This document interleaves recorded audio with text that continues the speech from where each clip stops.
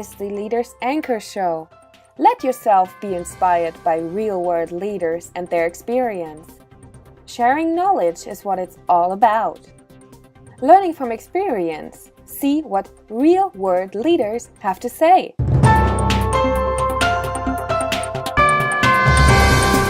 Welcome once again, ladies and gentlemen, to the Leaders Anchor Show, where I have with me another amazing young man, Junior Ogunyemi of the Junior Entrepreneur Initiative. Junior joins us and he brings us fresh ideas from his own part. So, welcome, Junior. Thank you. And thanks for being on the Leaders Anchor Show. Pleasure being here. Thanks for having me. Great. Well, I've always known you to be the man with a hat.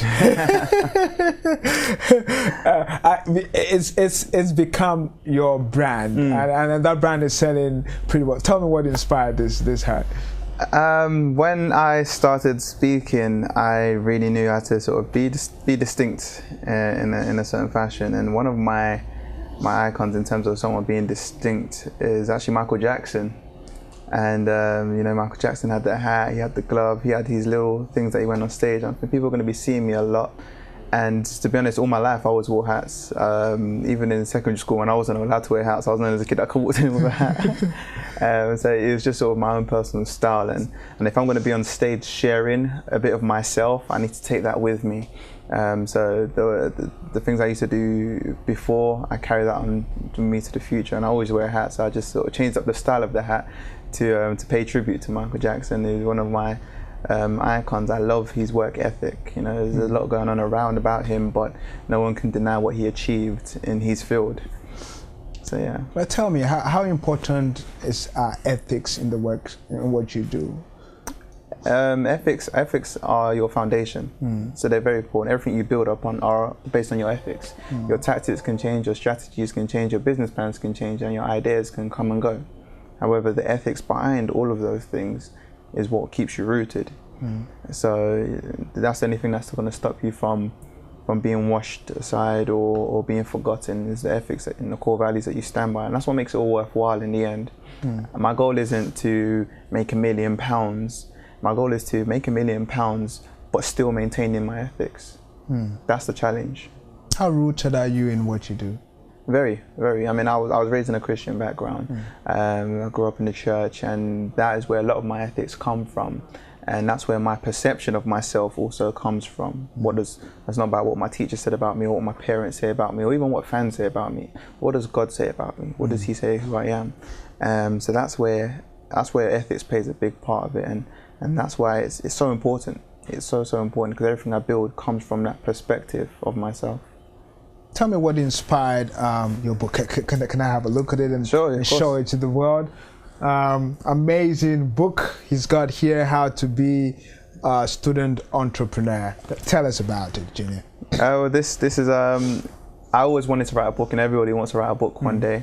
I wrote this book when I was 21, and it was almost accidental, actually. I was at a business conference with Richard Branson and Alan Sugar, and I met someone who tried to sign me up for an author's course, and I thought, hey, I'd love to be an author one day. I've already got a book, in fact. And they said, oh, tell us about a book. I didn't really have a book at the time, but I was really into business, and I was a student at the time. So I said, the book's called How to Be a Student Entrepreneur. And instantly they were intrigued and said, tell us more. And I was just talking about things that I thought should be in a book like that. And I was just sharing my knowledge, because this is something I've been studying and delivering and teaching for many years prior to that. Lo and behold, I got a publishing contract and wrote the book within 3 weeks, and then 4 months later it was published, launched at London Business Startup Show, and since then my speaking career has sort of tripled. 2 or 3 times a week I'm now in a different school, college, university, teaching principles based on the book. But the reason I was able to write the book so quickly within 3 weeks is because I was already living what was already in the book. So literally it was just in front of me sitting in front of a computer and talking to myself. But I was already living the principles that I talk about, and I was already studying the principles that I share in the book, and I'd already tested and proven that they worked before I even spoke about it on stage. How do you journey every day? How do you journey in achieving your life's purpose? How do you deal with the distractions thereof? and what's your motivation in keeping to this course? I think preparing yourself. You know, if you fail to prepare, you prepare to fail. You know, and also if you're surprised when good things happen to you, it shows that you didn't prepare for it. So everything that I've achieved, from every award that I won, it might not have been so intentional. Like, it was actually a byproduct of me achieving a goal. However, it was expected. Like, me achieving a goal, I'm going to achieve a lot of other things along the way because the goal is so big.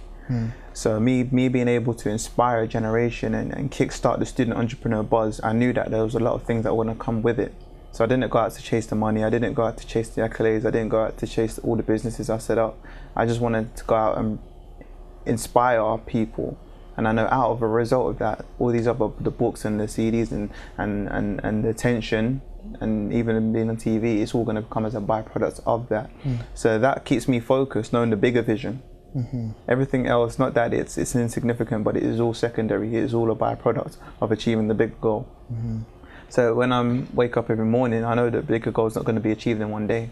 So I'm building each brick by brick every single day. And in terms of preparation, everything I do for today is to prepare for tomorrow. Like, you can, tomorrow's not guaranteed. You never know what can happen tomorrow. However, for those that have hope in tomorrow, they'll prepare today. So because I have hope for tomorrow, and because I have hope that one day this goal is going to be achieved, or one day this is going to happen, one day soon or one day in the future, I'm preparing for it now. When did you start business? When I was 16. When you were 16? Yeah. What was your first business? When you were 16? Yeah. Now, most people your age at 16 are not even thinking starting a business. I tell you, you know, I've been in a few interview sections where, you know, I see young people having their master's degree, and you ask them about their vision and purpose in life, and they're not able to tell you. And you at 16 had a business. Tell me about that. Well, I think it started when I was about 13, that my older brother said something to me. He said, find something you like doing and get someone to pay you for it. And at the time I loved playing football and I couldn't find anyone to pay me for it. So I thought, let me start paying myself, either being around football or coaching football. So I set up a football coaching academy at the age of 16, working with young people in my local area. I knew I was really good at playing football and I could share my skills, and I think that's also where I started sharing my talents and sharing my gifts with the world as well. Not just for my own benefit to become successful, but to actually see other people rise up and become successful. So that's where it all started from, and we started from very humble beginnings, just myself with a sack of footballs in a local park with 20 children, started employing other people to come on, started doing lots of work in schools, communities, and in my local area. In the space of 2 years, we grew from about 20 children a week to about 85 children every single week, and just venturing out there, got lots of publicity. And for myself personally, I developed lots of different entrepreneurial skills. I learned how to sell, I learned how to market just by doing it. I learned how to employ people. So I transfer those are transferable skills that empower you to do almost anything. And that's why I keep setting up more and more businesses. Off that experience at a young age. Amazing. If you think it, you can achieve it. Anything you want to do in this life is possible only if you believe. Thank you very much, Junior, for this fine opportunity. And I wish you all the best in all that you do. Thank you very much. Cheers.